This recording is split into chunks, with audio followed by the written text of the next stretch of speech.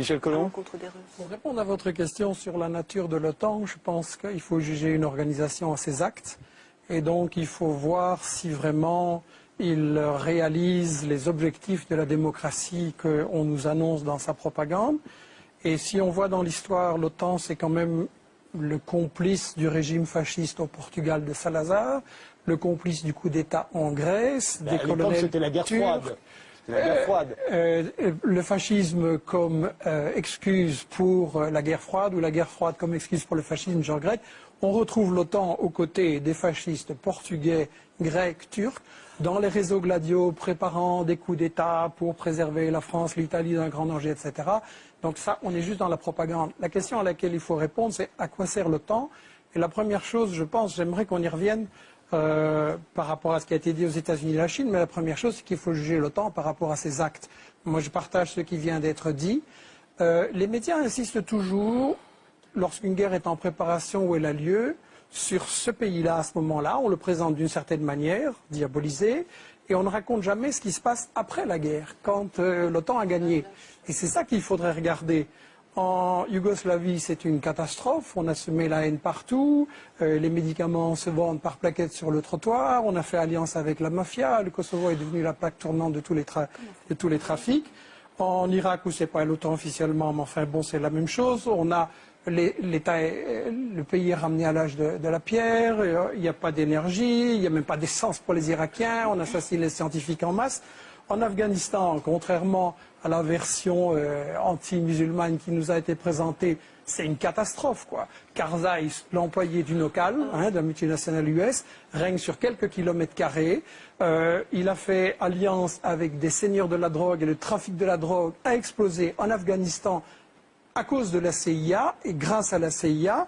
Et en Afghanistan, on allait soi-disant libérer les femmes afghanes. Je m'excuse, Karzai a fait passer une loi qui fait qu'on peut marier une petite fille à 9 ans et que le viol conjugal est légitimé. Donc, où est le progrès? Il faudrait quand même qu'on sache de quoi. Et en Libye, c'est la mafia, on voit ce qui se passe. Il y a une loi qui vient d'être prise comme quoi quelqu'un qui disait qu'avant c'était mieux, il va en prison à perpétuité. Donc, l'OTAN pour la démocratie, c'est de la rigolade. Et la vraie question que j'espère qu'on pourra poser ce soir, c'est à quoi sert vraiment l'OTAN? Quels sont ses véritables objectifs? La question que M. Dulles et les responsables des États-Unis ont reconnu que tout ce qu'ils racontaient et qui terrorisait mes parents, moi je me souviens dans les années 50, quand on parlait de la Hongrie ou d'autres, on allait vite au supermarché et on faisait des provisions de farine, de chocolat et de sucre. Et on a terrorisé la population européenne, les Russes vont vous attaquer, mais lisez simplement les déclarations de M. Dulles et des responsables des États-Unis, ils ont bien dit ils savaient qu'il n'y avait aucun danger, mais que c'était nécessaire pour des raisons stratégiques pour implanter l'OTAN comme moyen de domination de l'Europe. Et beaucoup de ces guerres ont évidemment pour effet collatéral, ou peut-être pour cause première, la nécessité d'obtenir des contrats de reconstruction pour des économies qui saturent chez elles. Ça me semble tout à fait évident, puisque dans nombre de ces conflits, la destruction des infrastructures civiles passe avant tout le reste. En Serbie, le cas est flagrant. On a détruit 9 blindés et pratiquement toutes les infrastructures civiles. 9 blindés. Michel Collomb. J'ai été accusé d'angélisme bétifiant et autres gentillesses. Je voudrais répondre qu'à mon avis, ce qui est bétifiant, c'est quand on nous raconte une version cinéma de propagande de l'OTAN, ou qu'on nous fait croire que l'OTAN, ça dépend du caractère de Bush ou d'Obama ou de Nixon, alors que ce sont des employés, et que les choses sont à un niveau beaucoup plus profond. Et Frédéric Tadei, je voudrais revenir à la question que vous avez posée au début, en disant l'OTAN, finalement, c'est des démocrates ou c'est des salauds. Ah non, Et non, vous avez été beaucoup plus poli. Vous avez été beaucoup plus poli. Mais justement, le problème, c'est que, à mon avis, vous êtes plutôt quelqu'un de bien et beaucoup trop poli. Et je voudrais vous inviter, et un peu tout le monde en fait, à se mettre dans la place du salaud. Je veux dire que si on comprend l'OTAN, qui est un instrument de quelque chose, il faut se mettre à la place des salauds qui gèrent ce quelque chose. Et je suis d'accord sur un point, c'est que la guerre est au fond la continuation de l'économie. Et que pour comprendre à quoi sert l'OTAN, il faut comprendre dans quelle situation économique on est maintenant. Et donc, je crois qu'il faut faire le lien avec tous les mouvements sociaux qui se passent en Europe, en Grèce, en France, etc. Toute l'inquiétude au quotidien des gens, parce qu'au fond, c'est le même problème. À savoir que quand vous êtes un bon salaud et que vous gérez l'économie, quand vous faites partie du 1%, c'est encore moins, mais enfin bon, on ne va pas chipoter, qui décide sur le sort de l'économie et des richesses, quelle est votre stratégie efficace? C'est de faire travailler les gens le moins cher possible, en les mettant en concurrence, en comprimant les salaires. Ça peut se faire en faisant travailler les vieux plus longtemps, ça peut se faire en important des immigrés en voyant qu'ils n'aient pas de droits, ça peut se faire en plongeant les jeunes dans la précarité. Bref, on va se retrouver devant, d'un côté, des bénéfices de multinationales qui ont explosé, et de l'autre côté, la majorité de la population qui ne sait pas de quoi demain sera fait et si leurs enfants auront un emploi et un avenir. Et ça, c'est le fin du système dans lequel on vit. Avec le problème, c'est que quand tous ces gens, ils ont fait ça, qu'ils ont bien appauvri ceux qui travaillent pour eux, à qui ils vont vendre? C'est ça quand même l'origine fondamentale de la crise. À qui ils vont vendre? Alors, on s'en sort dans le système qui nous gouverne, dans l'élite qui nous dirige et qui n'a pas été élue.